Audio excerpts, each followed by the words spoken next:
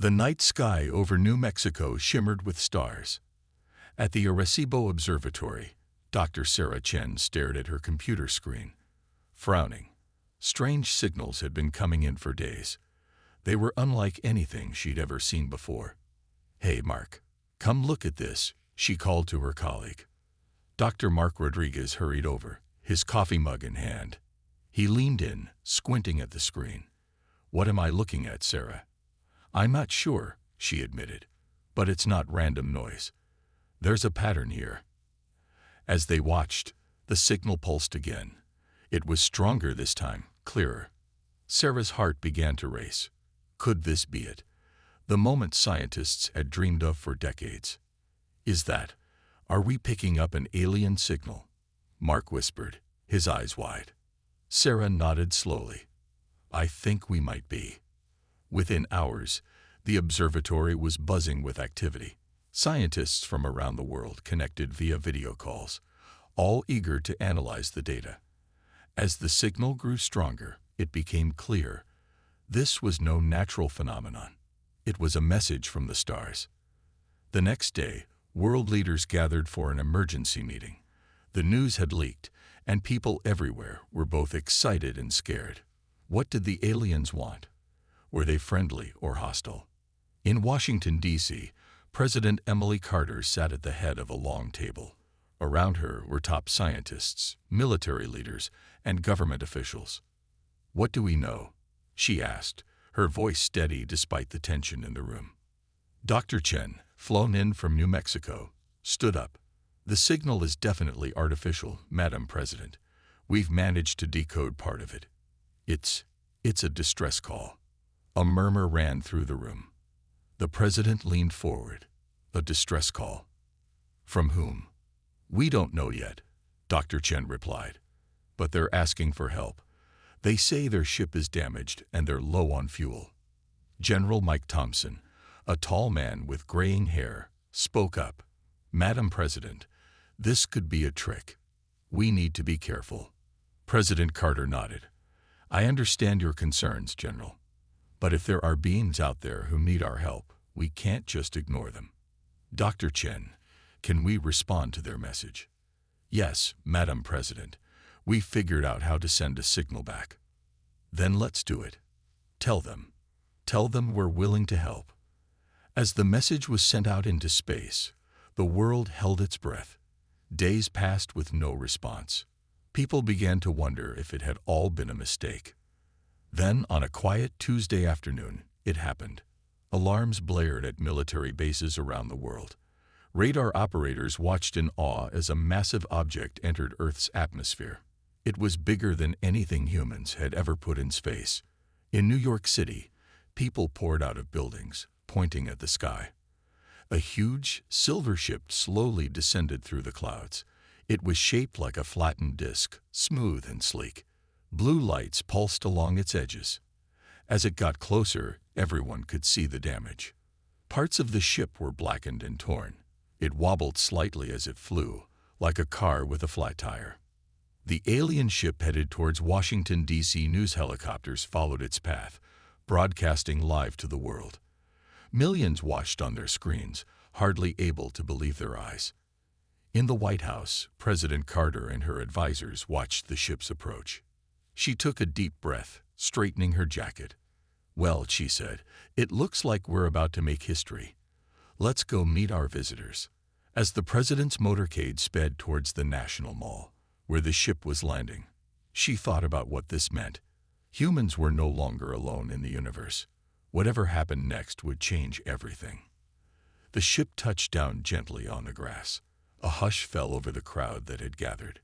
Everyone waited, hearts pounding, to see what would emerge. With a soft hiss, a door opened in the side of the ship. A ramp extended to the ground. And then, in a moment that would be remembered for centuries to come, the first alien stepped onto Earth. The alien that emerged from the ship was tall and slender. It had blue-green skin that shimmered in the sunlight. Its large, almond-shaped eyes blinked as it looked around. The creature had 4 arms and walked on 2 legs. It wore a silvery suit that seemed to move like liquid. President Carter stepped forward, her heart racing. She had practiced what to say, but now, face to face with a real alien, words failed her. She took a deep breath and spoke. "Welcome to Earth," she said, her voice shaky but clear. "We received your distress call, and we're here to help." The alien tilted its head, listening. Then, to everyone's surprise, it spoke in perfect English. "Thank you," it said, its voice soft and melodic. "We are the Zarquin. Our home is far from here, and we have traveled a long way." More aliens emerged from the ship. They looked tired and scared. Some were injured, leaning on others for support. "What happened to you?" President Carter asked, concerned. The first alien, who seemed to be their leader, sighed. "We were attacked by a species known as the Krelthor. They are not friendly. We barely escaped with our lives." Over the next few hours, as medical teams tended to the injured aliens, the Zarquin shared their story. They were peaceful explorers, traveling the galaxy to learn about other worlds. But they had stumbled upon the aggressive Krelthor, who saw all other species as threats to be eliminated.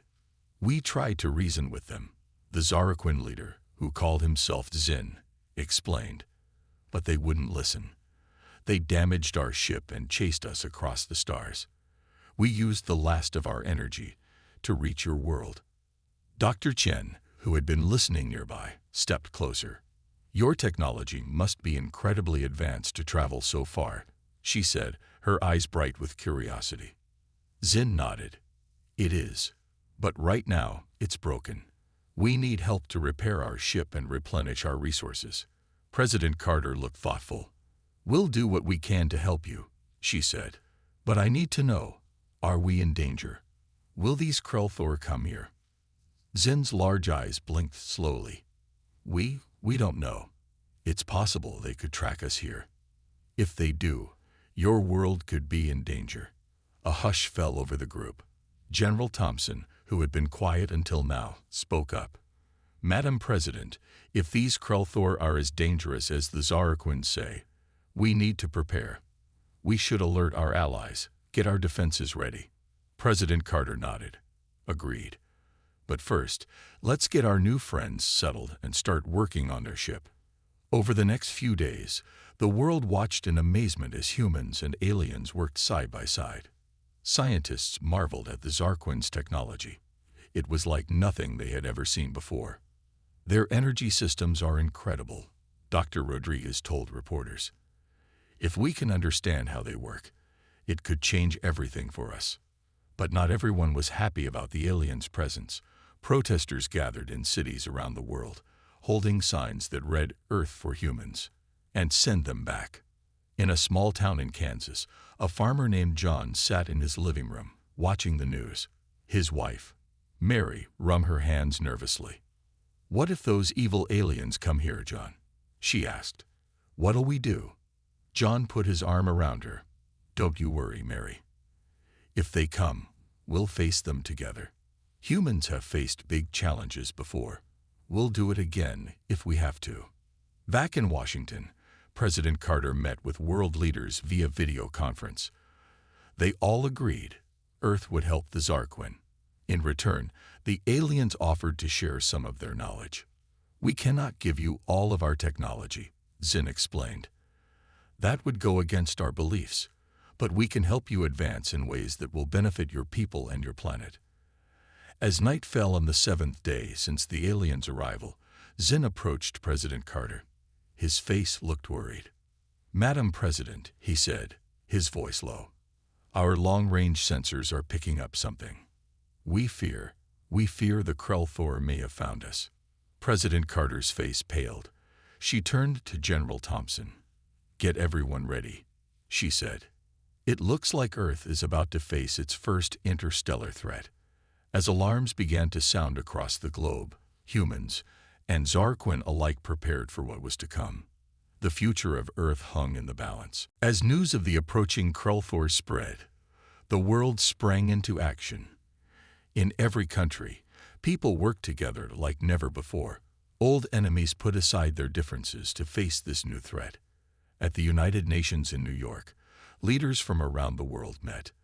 They all looked worried, but determined. "We must stand united," said the Secretary General, her voice firm.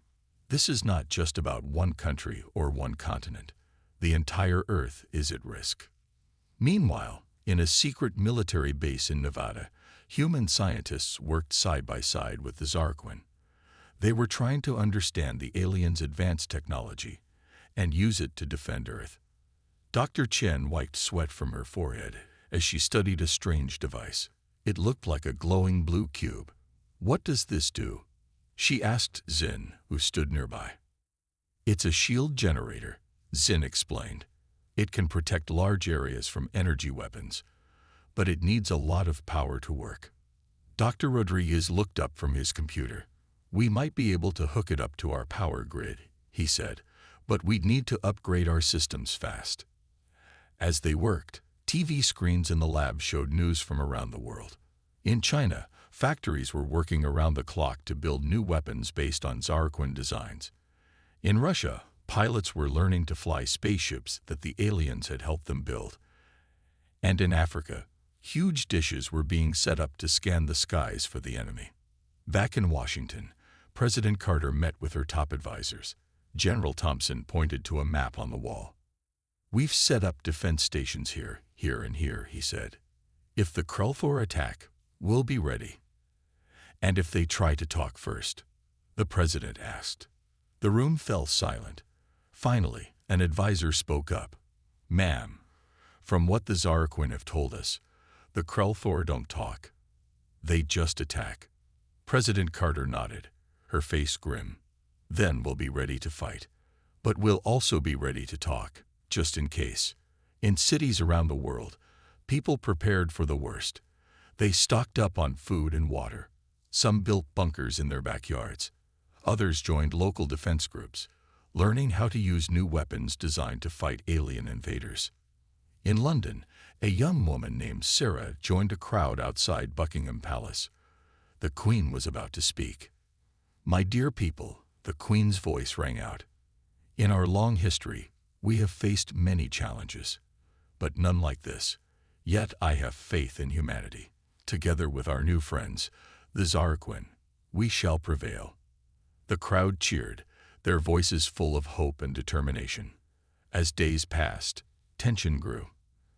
Everyone kept looking at the sky, wondering when the Krulthor would appear. Then, on a quiet Sunday morning, it happened. Alarms blared worldwide. On TV screens, in town squares, and on people's phones, the same message flashed. ALERT. Alien shippies DTETTD into your solar system. In the Nevada base, Dr. Chen and Dr. Rodriguez rushed to their stations. Xin and the other Zarquin looked terrified. "They're here," Xin whispered. "The Krulthor have found us." In the White House Situation Room, President Carter watched as dots appeared on a big screen. Each dot was a Krulthor ship. There were hundreds of them. "Madam President," General Thompson said, his voice tense. "What are your orders?" President Carter took a deep breath. She thought of all the people counting on her, not just in America, but around the world. She thought of the Zarquin, who had come to Earth seeking help, and she thought of the future of humanity, which now hung in the balance. "Send out the alert," she said firmly. "Tell everyone to get to safety. And then we fight." As her words went out across the globe, people everywhere prepared for battle. In homes, in schools, in offices, and on streets, humans stood together, ready to defend their world. The greatest test in human history was about to begin. Earth was going to war with the stars. As the Krulthor ships entered Earth's atmosphere, the sky turned an eerie red. People all over the world looked up in fear and awe. The alien ships were huge, dark, and shaped like sharp arrowheads. In New York City, Sarah Chen's younger brother, Tim, watched from his apartment window. He saw strange lights in the sky and heard a low, rumbling sound. His phone buzzed with an emergency alert. CKESHELTRMMEDATLY. Meanwhile, In the secret Nevada base, Dr. Chen and Dr. Rodriguez worked frantically with the Zarquin. They were trying to get the shield generator working. "We need more power," Dr. Chen shouted over the noise of alarms. Zin, the Zarquin leader, touched some buttons on the glowing blue cube. "I think I can boost it, but it might not last long," he said. Suddenly, the cube lit up brightly. A shimmering blue field spread out from it, covering the base and expanding rapidly. "It's working," Dr. Rodriguez yelled excitedly. "Quick, let's see if we can extend it further." As the shield grew, it started to cover more of the surrounding area. People in nearby towns looked up in wonder as a blue dome appeared over them. In Washington, D.C., President Carter watched the first attacks begin. Krulthor ships fired strange energy beams at cities around the world. But where the new shields were in place, the beams bounced off harmlessly. "The shields are holding," General Thompson reported. "But we don't have enough to cover everything yet." President Carter nodded grimly. "Then we fight back. Launch our new fighters." All around the world, specially trained pilots took off in new aircraft. These planes were a mix of human and Zarquin technology. They were faster and more powerful than anything Earth had before. In the skies over London, a young pilot named James flew one of these new fighters. His hand shook as he approached a Krulthor ship. It was 10 times the size of his plane. "Remember your training," his commander's voice crackled over the radio. "Aim for their weak spots." James took a deep breath and fired. A burst of energy shot from his plane, hitting the alien ship. To his amazement, it worked. A part of the Krulthor ship exploded. Similar scenes play out across the globe. Human pilots, using their new weapons, started to damage the Krulthor fleet. But the aliens were strong, and for every ship they destroyed, Earth lost many fighters. On the ground, things were just as chaotic. In some cities, Krulthor troops had landed. They were tall, with hard, shell-like skin and 4 arms, each holding a weapon. They marched through streets, destroying everything in their path. But humans fought back bravely. In Tokyo, a group of office workers trapped a Krulthor soldier using fallen debris. In Rio de Janeiro, bus drivers used their vehicles to block alien troops from reaching a shelter full of children. Back in the Nevada base, Dr. Chen had an idea. "What if we could turn their own weapons against them?" she asked Zin. The Zarquin's eyes widened. "It's possible, but dangerous. We'd need to capture one of their ships." Dr. Rodriguez grinned. "I think I know just the pilot for that job." Hours later, as the battle raged on, a daring plan was put into action. Sarah Chen's brother Tim, who was not just a civilian but a skilled video game player, was recruited for a special mission. Using a simulator based on Zarquin technology, he practiced flying a Krulthor ship. "It's just like the games," Tim muttered as he trained. "Except if I mess up, the world ends." As night fell on the first day of the invasion, humanity had held its ground, but just barely. The Krulthor were strong, but they seemed surprised by Earth's resistance. In the White House Situation Room, President Carter received reports from around the world. Some were heartbreaking. Cities destroyed, lives lost, but others gave hope. Shields holding, aliens pushed back, heroes emerging. "We've survived the first wave," General Thompson said, "but tomorrow will be harder. The Krulthor won't underestimate us again." President Carter nodded, her face tired but determined. "Then we'll have to surprise them even more. It's time for phase 2 of our plan." As she spoke, all around the world, humans and Zarquin prepared for the next stage of the battle. The fate of Earth would be decided in the coming days. As the sun rose on the second day of the invasion, Earth was ready for phase 2. Tim Chen, the young gamer turned pilot, sat in a specially modified fighter plane. He was nervous but excited. "Remember, Tim," Dr. Rodriguez said through the radio, "your job is to get close to a Krulthor ship and let our new device do its work." Tim nodded, even though no one could see him. "Got it. Fly close, don't get shot." Save the world. Easy peasy. He took off, joining a group of fighters in the sky. They flew towards a large Krelthor ship that was attacking a city. Meanwhile, in cities around the world, a new plan was put into action. People came out of their shelters, but not to fight. Instead, they carried large mirrors and shiny metal sheets. In Paris, people climbed to rooftops with their mirrors. In Sydney, they lined the beaches. And in Cairo, they stood in the desert, their metal sheets gleaming in the sun. Back in the Nevada base, Dr. Chen watched on screens as this happened all over the world. "I hope this works," she said to Zin. The Zarquin nodded. "It's a clever plan.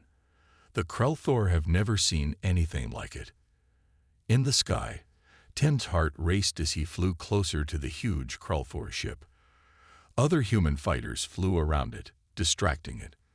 Tim saw his chance and dove in close. "Now," he shouted. A small device on his plane lit up. Suddenly, the Krelthor ship stopped firing. It floated, seeming confused. "It worked," Tim yelled. "The ship's systems are ours." Down on the ground, the people with mirrors and metal sheets went into action. They angled their reflective surfaces towards the sky, creating a dazzling display of light. The Krelthor ships, faced with this unexpected brightness, seemed to hesitate. Their weapons stopped firing for a moment. In that moment, Earth struck back.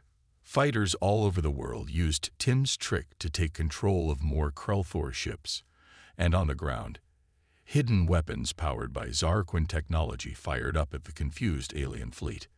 In Washington, D.C., President Carter watched as reports came in from around the world. "It's working," she said, amazed. "We're pushing them back." But the Krelthor weren't defeated yet. They adapted quickly, changing their attack patterns. In some places, they started to break through Earth's defenses again. In London, a group of Krelthor soldiers cornered some humans in an old museum. Just as things looked bad, help came from an unexpected place. A group of Zarquin, using their 4 arms to carry human weapons, charged in to save the day. "We fight with you now," one Zarquin said to the surprised humans. "Earth is our home too." All across the planet, scenes like this played out. Humans and Zarquin fought side by side, protecting Earth together. In space, things were changing too. The captured Krelthor ships, now controlled by humans, joined the battle against their former masters. It was a strange sight. Alien ships fighting alien ships, with humans at the controls. Back in the Nevada base, Dr. Chen made an exciting discovery. "Look at this," she said to Dr. Rodriguez, pointing at a screen. "The Krelthor ships are all connected. If we can send the right signal, we could shut them all down at once." Dr. Rodriguez finished, his eyes wide. They quickly shared their idea with the military leaders. Soon, a new plan was formed. As the second day of fighting came to an end, Earth had gained ground, but at a great cost. Many cities were damaged, and countless lives had been lost. But hope was growing. In the White House, President Carter prepared to address the world. She looked tired but determined. "My fellow citizens of Earth," she began, her voice carried to every corner of the globe. "We have faced our greatest challenge, and we have not faltered. But our fight is not over. Tomorrow, we will end this invasion once and for all. Together, we will show the universe that humanity is not to be underestimated." As night fell, people everywhere prepared for what they hoped would be the final day of battle. The fate of Earth would be decided in the next 24 hours. The third day of the invasion dawned with a tense calm. People around the world held their breath, knowing that today could decide the fate of humanity. In the Nevada base, Dr. Chen and Dr. Rodriguez worked frantically. They had spent the night preparing their plan to shut down the Krelthor ships all at once. "If this works," Dr. Chen said, her eyes red from lack of sleep, "we could end the war today." Zin, the Zarquin leader, nodded. "But if it fails, the Krelthor might become even more aggressive." In the sky, Tim Chen flew his modified fighter plane again. This time, He carried a special device that would send the signal to shut down the Krell-4 fleet. "Remember, Tim," his sister Sarah's voice came over the radio. "You need to get close to their main ship. It's the big one shaped like a star." Tim swallowed hard. "Right. The big, scary one. No problem." As Tim flew towards the main Krell-4 ship, battles raged around the world. In New York, people fought alien troops in the streets of Manhattan. In Beijing, pilots in new Zarquin human hybrid planes dogfought with Krell-4 fighters among skyscrapers. In London, a young girl named Emily hid in the underground with her family. She clutched her teddy bear tightly as she heard explosions above. "Will the aliens find us here, Mom?" she asked, her voice shaking. Her mother hugged her close. "Don't worry, love. Our soldiers will protect us." Back in Washington, D.C., President Carter and her team watched Tim's progress on large screens. "He's almost there," General Thompson said, his voice tense. Suddenly, alarms blared. "Krell-4 ships are launching a massive attack," someone shouted. On screens around the room, they saw hundreds of Krell-4 ships descending on major cities worldwide. It seemed the aliens were making one final desperate push to conquer Earth. In Paris, the Eiffel Tower groaned as Krell-4 energy beams struck it. In Rio de Janeiro, Christ the Redeemer stood firm as alien ships swarmed around it. And in Tokyo, people watched in horror as Krell-4 troops marched down busy streets. But humanity wasn't giving up. In every city, in every country, people fought back with everything they had. Soldiers used new weapons powered by Zarquin technology. Civilians used whatever they could find, from kitchen knives to baseball bats. In the sky, Tim finally reached the main Krell-4 ship. It was enormous, easily the size of a small city. "I'm in position," he radioed back to base. "Activate the device now, Tim." Dr. Chen's voice came through, urgent and clear. Tim flipped the switch. For a moment, nothing happened. Then, suddenly, every Krell-4 ship in the sky went dark. They stopped firing, stopped moving. They just floated there, powerless. Around the world, people looked up in amazement. The Krell-4 troops on the ground seemed confused, their weapons no longer working. In the Nevada base, cheers erupted. Dr. Chen hugged Dr. Rodriguez, both of them laughing and crying at the same time. Zin and the other Zarquin joined in the celebration. President Carter stood up, her eyes shining. "Send the message," she said. "Tell everyone. We've won." As the news spread, celebrations broke out everywhere. In New York, people danced in Times Square. In Mumbai, fireworks lit up the sky. And in that London underground station, little Emily and her family emerged to find a city cheering in the streets. Tim landed his plane to a hero's welcome. As he climbed out, Sarah ran to hug him. "You did it, little brother," she said, tears in her eyes. "You saved the world." Tim grinned. "Well, I had some help." In the days that followed, the work of rebuilding began. The defeated Krell-4 were sent back to space with a clear message. Earth was not to be messed with. As the dust settled, humanity looked to the stars with new eyes. They had faced their greatest challenge and emerged victorious. And thanks to their new Zarquin friends, they now had technology beyond their wildest dreams. The future looked bright for Earth. The age of cosmic exploration was about to begin. 5 years after the Krell-4 invasion, Earth was a very different place. The partnership between humans and Zarquin had led to amazing advancements in technology. Cities around the world had been rebuilt, better and stronger than before. In New York, Sarah Chen walked down a street that seemed to glow. The sidewalk was made of a new material that absorbed sunlight during the day and lit up at night. She smiled, remembering how dark and scary these streets had been during the invasion. Sarah was on her way to a special ceremony at the United Nations. As she entered the building, she saw faces from all over the world and beyond. Humans and Zarquin stood side by side, chatting and laughing. In the main hall, President Carter, now in her second term, stood at a podium. Next to her was Zin, the Zaraquin leader who had become a beloved figure on Earth. Today, President Carter began, we celebrate not just our victory over the Krulthor, but the incredible progress we've made since then. She gestured to a group of scientists, including Dr. Chen and Dr. Rodriguez. Thanks to the brilliant minds of both our species, we have solved some of humanity's biggest problems. On a large screen behind her, images flashed by. A new type of power plant that provided clean, endless energy.